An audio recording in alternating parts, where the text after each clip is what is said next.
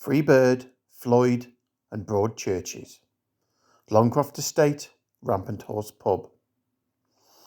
As the sun sets over the estate, the street lamps come on slowly, in some random patterns known only to the council who control such things, if they ever could have control of anything on the Longcroft Estate.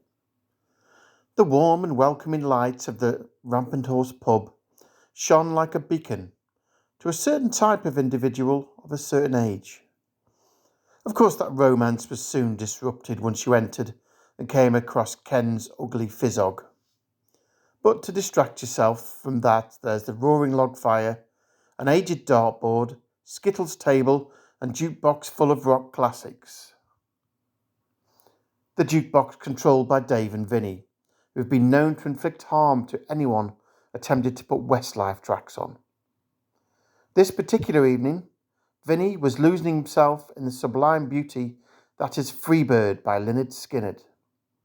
Dave sat down to join him, fresh pint in hand. Not a word was uttered until the song ended. They both sighed and sipped their pints. For that particular moment, all was well with the world. Worries were a thing of the past, and even Ken's face couldn't bring them back from the self-induced reverie that only good rock music can achieve. A comfortably numb state of bliss. "I'd fight any man that dissed Skynyrd's Freebird," stated Vinny. "And I'd be right beside you, Vin," added Dave. Over at the bar, Ken stopped polishing a bar pump.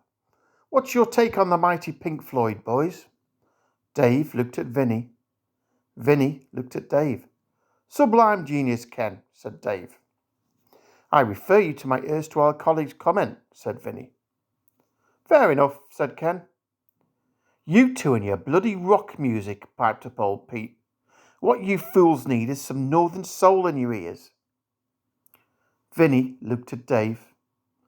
Dave looked at Vinny. "Shite," they said in stereo. Ken, for once the mediator, interceded before there was an argument. "Now then, boys, music is a broad church. There's room for northern soul and rock music between these walls." "What about grime?" asked lecherous Lee from the bar. Dave, Vinny, Ken, and old Pete yelled, "Get out!" in unison. Scraps growled in canine agreement.